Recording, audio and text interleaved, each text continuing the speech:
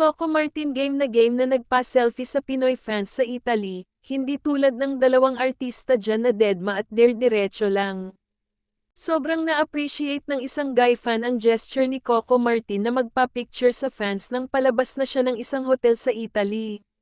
Nasa Milan ang grupo ni Coco dahil kabilang sila ni Lovie Po na nag-perform para sa ASAP Natin To last Sunday.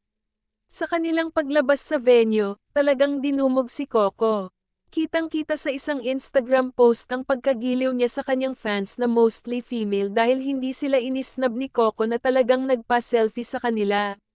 Buti pa si Idol Coco Martin tumitigil para magpa-picture, hindi gaya ng iba dire-diretso talaga. May dalawa po diyang talagang hindi makapagpa-picture, dire-diretso. Ito talaga, si Coco Martin nagpa-picture sa amin sa kayong iba, say na male fan sa IG video na napanood namin. Meron talagang mataas na pero ito, very humble si Coco Martin, dagdag pa niya.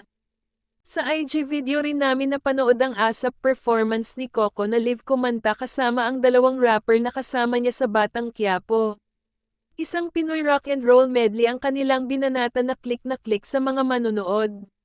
Kasama ring nag-perform ni Coco si Lovie Po na gumaganap na makang sa Batang Quiapo. Before going to Milan ay nakausap pa ng TV patroller na si MJ Felipe si Coco. Sinabi ni MJ na tila walang kapaguran si Coco dahil nakuha pa nitong dumayo ng Italy para mag-perform. Siguro po ito, pagmamahal. Mahal na mahal ko yung ginagawa ko.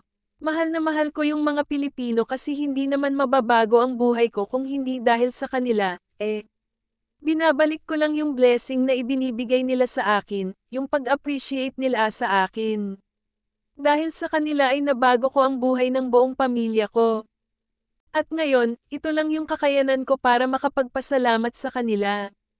Kaya nga sabi ko, kahit galing kami ng taping, parang pumikit lang ako Milan na. Pagpikit ko uli back to taping na, say ni Coco.